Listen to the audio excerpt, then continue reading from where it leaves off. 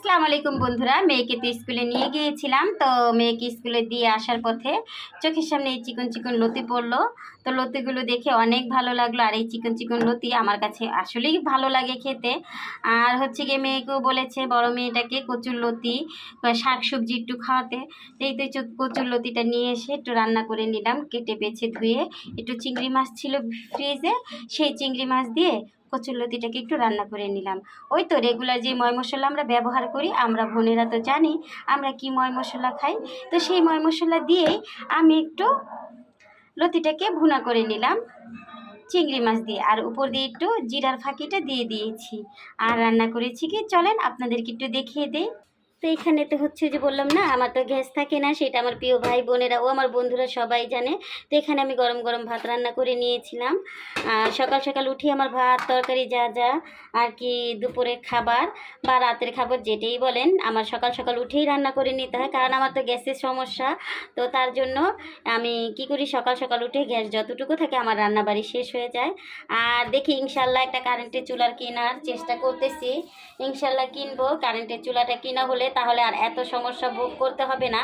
এখন যে সমস্যাগুলোকে আর ভোগ করতেছি আসলে এটা একটা হাস্যকর কথা। দেখি আপনাদের ভাইয়ার সাথে আসলে অনেক দিন যাবত আমি চিল্লাচিল্লি করতেছি প্রায়, যে আমাকে একটা কারেন্টের চুলা কিনে দিতে হবে। সে শুনে কার কথা, সে তো আর আমার কথা শুনবে কিনা সেটা জানি না। তো দেখি, নিজেই চেষ্টা করতেছি, দেখি একটা কারেন্টের চুলা কিনা যায় নাকি। আর এখানে রান্না করে নিয়েছিলাম পাতলা ডাল, আর ডালটাকে আমি বাঘার করে নিয়েছি রসুন পেঁয়াজ দিয়ে। পাতলা ডাল আমার খুবই ভালো লাগে। আর আজকে ডালের মধ্যে হচ্ছে গিয়ে আমি একটু আম দিয়েছিলাম, কাঁচা আম। কাঁচা আমের ডাল আমার আসলে খেতে খুবই ভালো লাগে। ডালটা ভাত দিয়ে ডালটা নিয়ে কাঁচা আমটা দিয়ে খেতে টক টক টক টক লাগে না, আসলে আমার থেকে ভালো লাগে।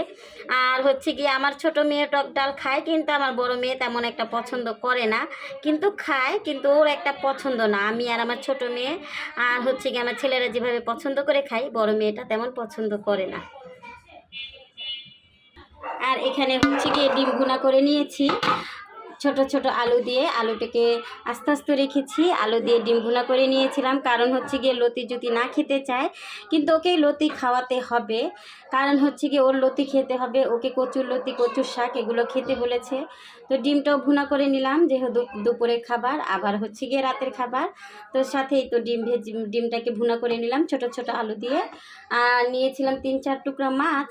তো সেটাতে এখনও ওরা ভিজিয়ে রেখেছি ফ্রিজ থেকে বের করে, ওটাকে একটু ভেজে নেব মেয়ের জন্য।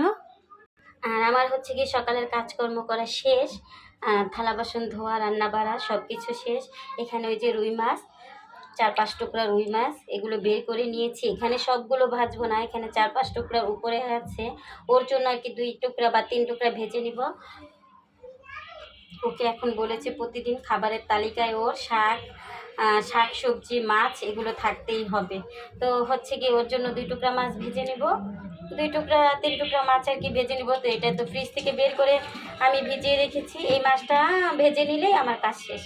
তো আল্লাহ হাফিজ বন্ধুরা, দেখা হবে আমার পরবর্তী ভিডিওতে। ওই তো বোন আপনাদের জন্য ওই ভিডিওটাই করে। প্রতিদিন যা কাজকর্ম আমি করি আর কি, ঘরে যা রান্নাবাড়ি টুকটাক করি, জানি আমি অত ভাইরে অত সুন্দর ভিডিও আমি করতে পারি না, অত সুন্দর আমার চুলা পাকের ঘরটাও না, রান্নার পরিবেশও জানি না কতটুকু আপনাদের মন জয় করতে পেরেছি। কিন্তু তারপর আমার পাশে থাকবেন, আমার সাথে থাকবেন, ইনশাল্লাহ আমি আপনাদের